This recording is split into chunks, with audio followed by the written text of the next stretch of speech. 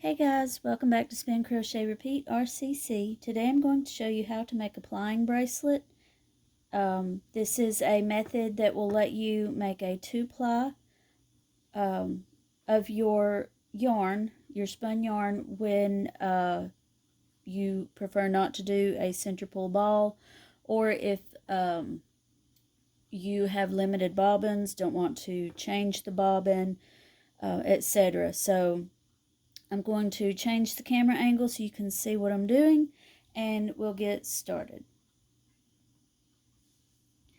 Okay, so just to give credit where credit is due, this is a method that I learned from Trish over at Fiber Love Diary.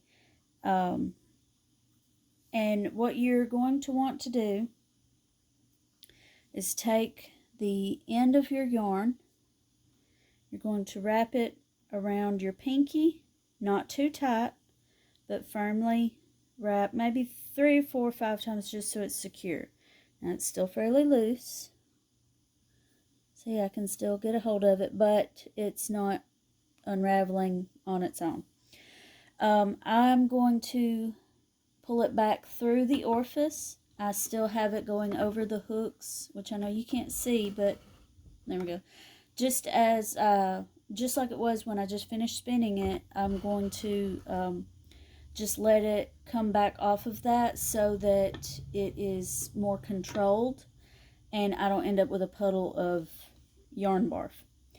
So what I'm going to do now that I have it like this is I'm going to kind of angle these 3 fingers down. A lot of people just do their middle finger. I find it more comfortable to do the 3 fingers. So you kind of have your wrist like this. If you have issues with carpal tunnel, this may not be for you. There are other methods out there to achieve the same thing. I've seen people with popsicle stick in a book, and then they kind of wrap it around. I don't know exactly how. There are tools out there that are available, so feel free to Google that. But what I'm going to do, I have it wrapped around my pinky, and it's going to come across the front of my hand and under my thumb. Just like that. That's if I turn my hand over. And then I'm going to go across the back of my wrist. So that's what we're looking like. We're making one big circle. It's going to go round and round here. And that's how we're going to make our plying bracelet. So then we're going to come under the pinky again, back here, and just go round and round. Now don't wrap it too tight. Sometimes what I'll do is I'll pull off a length and then kind of wrap it as I bring my hand back closer.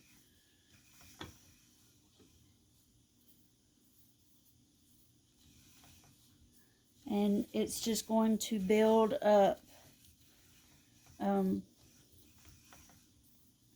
around your hand. See, this is the top of your hand, keeping that pinky. It's just so that you don't lose your end. And then that is the bottom, which is harder to show. But that is what it is. So I'm going to continue doing this until I have emptied my bobbin.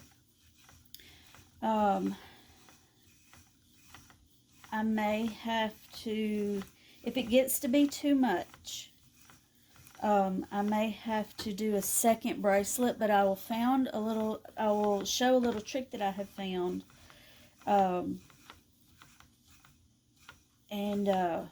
Maybe that will make it a little easier. It's almost like adding a second layer to the bracelet.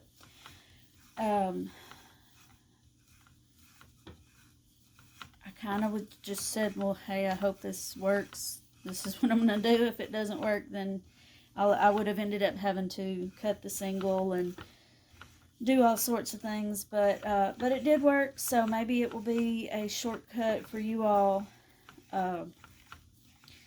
if you need it.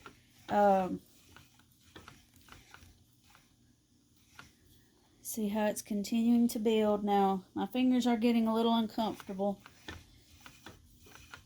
but I'm okay to continue going for a little while longer before I do another layer. So I'm going to pause the video and then come back when I want to add on the second layer. Alright, so I'm going to go ahead and start putting a second layer on because this is getting past the point of comfort. This method is really good for small amounts of yarn, but like I said, I have found a trick that will let you do a whole bobbin, or it lets me anyways. You'd have to try this for yourself and see if it works. What you would do once you get to the end of your bobbin is you would hold on to your other end. You've got your first end on the pinky, right?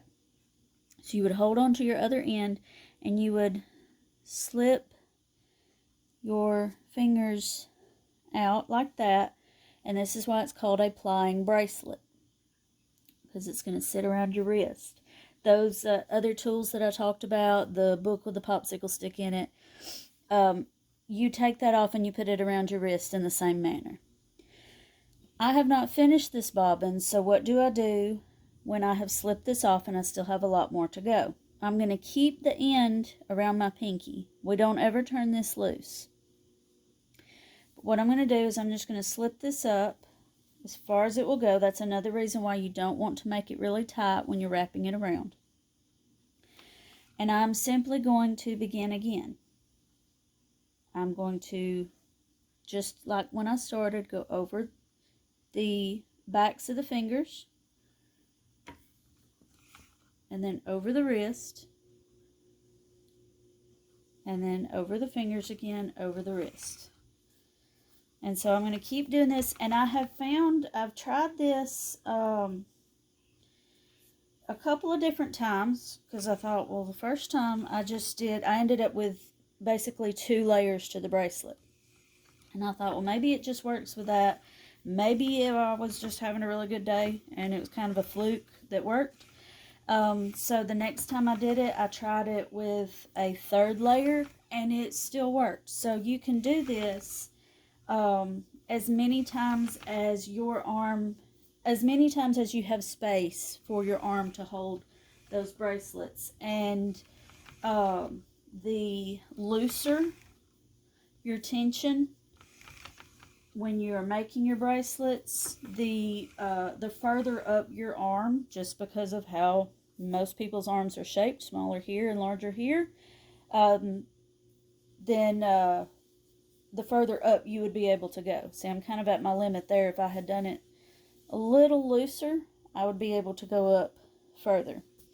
So, and that just looks fancy cool to wear it like that, but I'm not gonna, because I would end up covered in some sort of tangled mess. Oh, but you know what? That would be neat if you could take one of these, just wind it off like this, whatever colors you like, spin it up, wind it up, and then make ties around it there, or even maybe some sort of metal clasp to hold it together. That could be interesting. Anyways, rabbit trailing. But I'm going to keep doing this until I have the bobbin emptied. I'll come back when I have it emptied and you'll see how many layers to the bracelet I ended up doing. Probably should have said this to start off with. When you are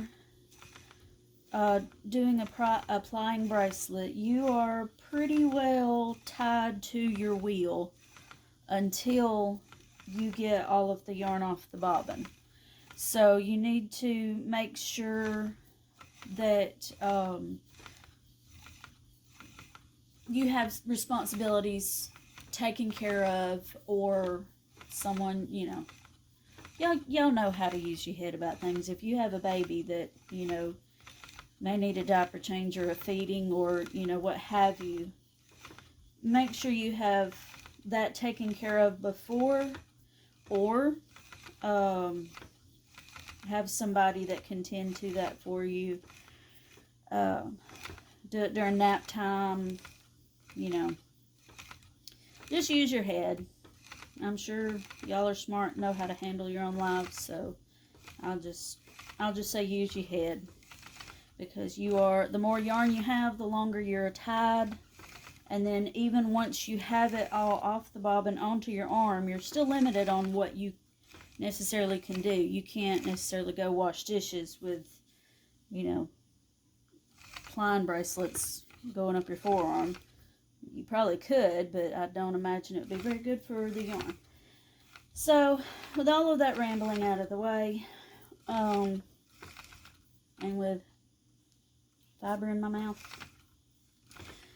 I'm going to pause here until I get done, and then we'll come back. Okay, so I'm going to have to stop saying that I'm going to come back, because then things happen. So, I had a break in my yarn. I want to show you what I do with that.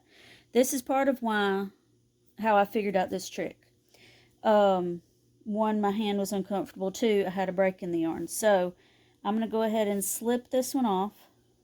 2 layers there. I'm going to continue to hold on to this on my pinky, but I slipped it over simply so that it allows my hands to be free to tie this in. A lot of people will kind of rough up the edges and do a spit splice. It's as lovely as it sounds, I promise you. But it's your own spit, so who cares? But when I'm plying, what I'll do is I'll smooth this in, the little ties here, and it'll be barely noticeable. So, okay, that being said, now I'm going to continue just as I did before and come back when it's done, barring any other crazy things happening. Okay. Alright, so I finished plying, goodness, that's what we're about to do. I finished making my plying bracelets, and I ended up with 3, 4, 5, 6, 7 layers. I think this is going to be some really pretty yarn.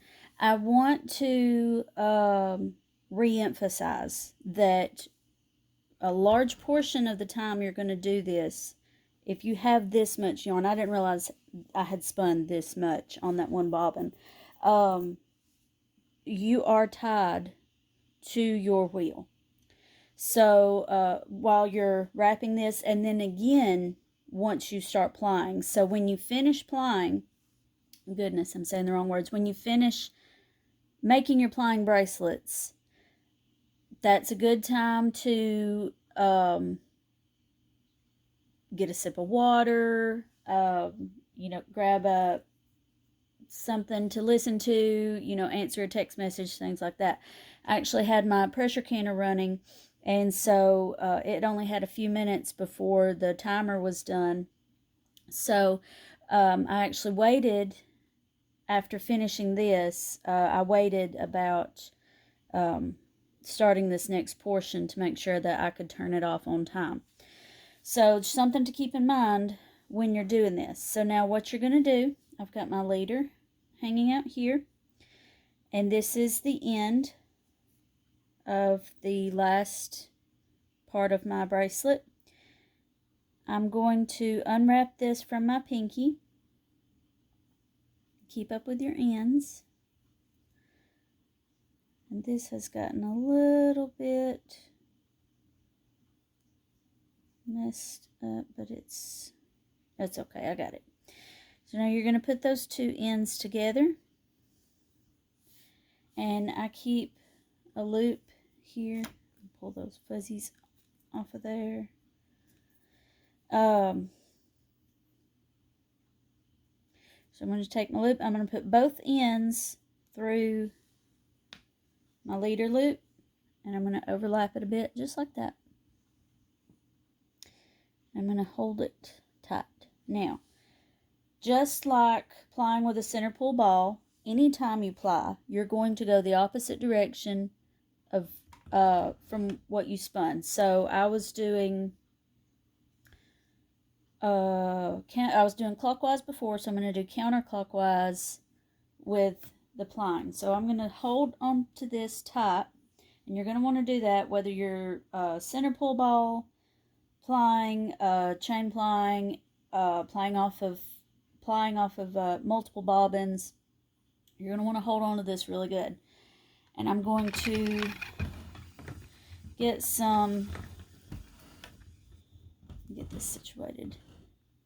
I'm going to get some energy built up here until I know that it's going to hold on to this really well. I'm going to let that be taken up. Now you're going to you're going to have something kind of like this. It's hard to show it. You got one coming off of here. The other is going to come up through your bracelet. It's going under here, and it's going to be coming from your first one all the way up here. So you're going to move your hand, and this is another reason why you need to keep things loose. You're going to move it back and forth through that through the yarn. Let me show you a little bit more at a real-time speed. And to give myself, your hand's just going to kind of come up and down. Sorry, I didn't have that on camera. Your hand's going to move back and forth or up and down or however you need to hold it to go through those two plies. See, it's gathering up here.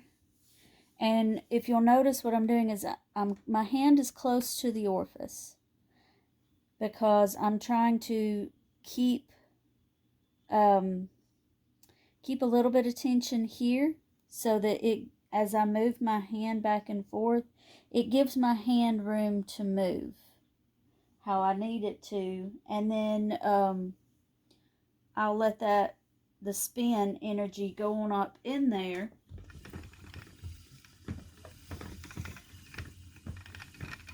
And let it go into the orifice. And you'll develop your own rhythm with this.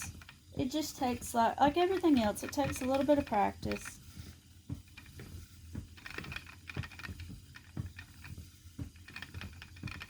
And you'll figure out, you know, how to tweak it and make it work for you better. If your hands are larger or smaller than mine, if you've spun the yarn bigger, let me go over here, that way you guys can actually see what I'm doing. I'll let that go on in. That can kind of affect your rhythm a little bit with things, but as you get to going through it, you'll figure it out. See this, let me stop and show you. This one is still coming off of this part of the bracelet. This one is still coming from underneath. See there? It's going to be coming from here. Let me find it. It's actually going around here. So that's where the yarn is coming from. That looks like a yucky spot right there, but maybe it'll be okay. I would not encourage a lot of jewelry to be worn, especially bracelets, but also rings, just because you are, you know, it's running across the bottom and then across the back of your hand. Like, see, it's going across, and your jewelry could catch it, and it'd just be annoying.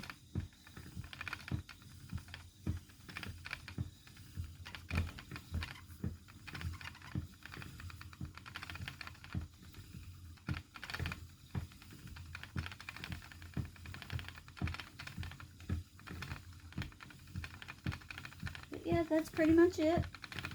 You just keep going back and forth. Keep your tension on there so that, because one side is going to feel, the one coming from the outside is going to feel a little bit looser than the one coming from the middle. There's not going to be as much tension on it, so that's another reason why I'm keeping hold with this hand so that I don't end up with issues with the ply.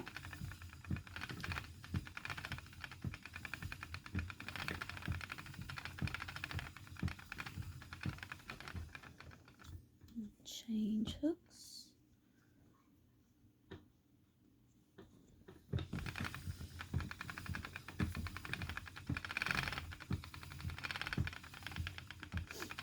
Now, wrapping it around your arm, doing to make the ply bracelet is typically going to take much longer than actually plying. I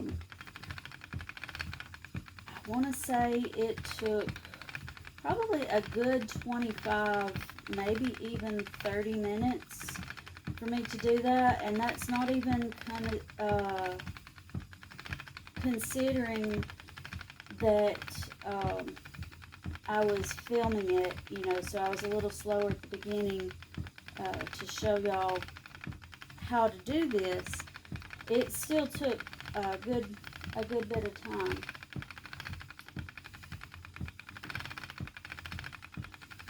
So keep that in mind again when you're planning on doing this, that it will take some time.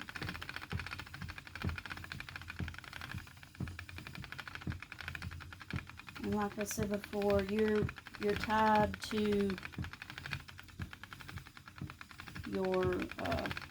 your wheel. So make sure all other responsibilities are taken care of or covered.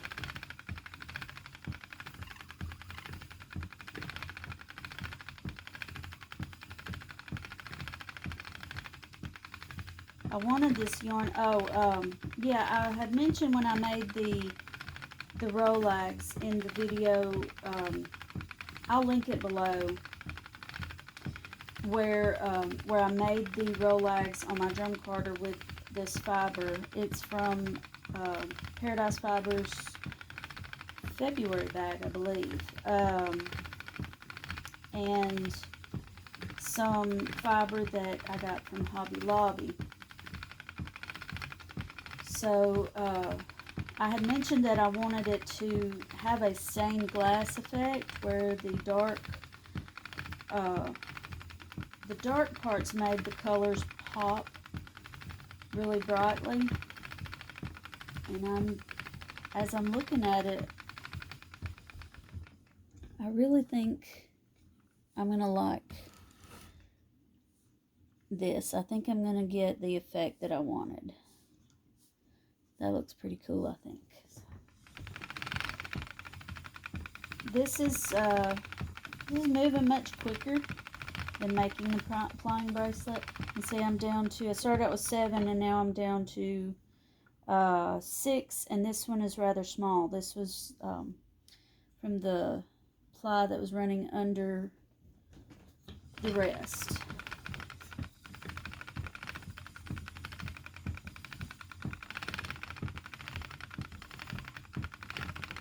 So I'm going to keep going with this, and I'm going to come back once I've finished it. I was hoping to get to one of the spots where I had tied it together. I only had 2 breaks as I was winding it on. If I get to one of those, if I catch one as it goes by, I will pop back in and show how I just kind of smooth that over.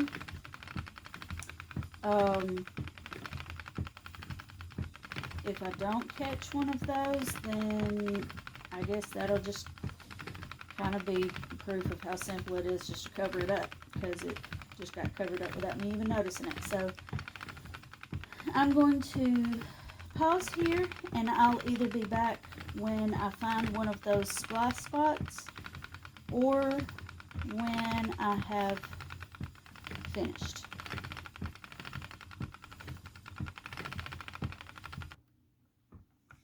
Okay, so I just found, I was looking pretty closely and I found one of the splice spots that I wanted to mention.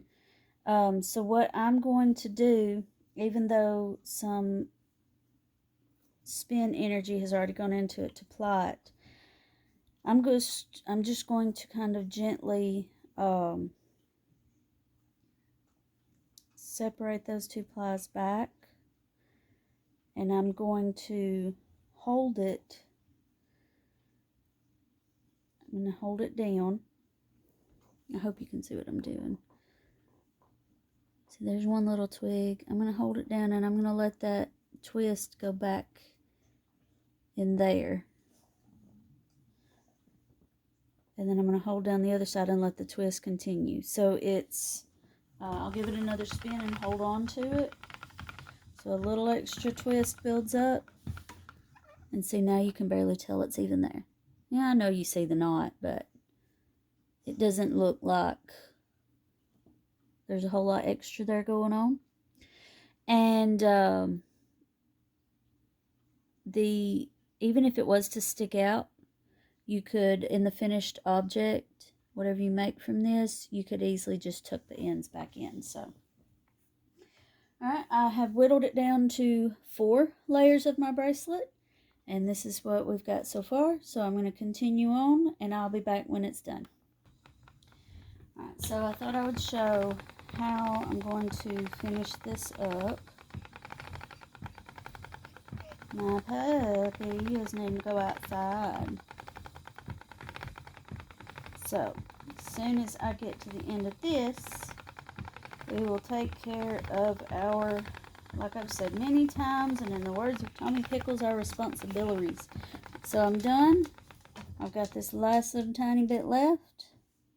Helps put it on camera. There's the end.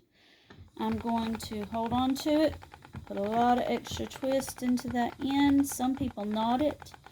I'm going to sort of friction felt it together and let it go right on in. So what I'll do now is I will take this off onto my nitty knotty and get it measured, and then I will start on these two other Rolags, however you want to call it, and try to get all this bundle finished up.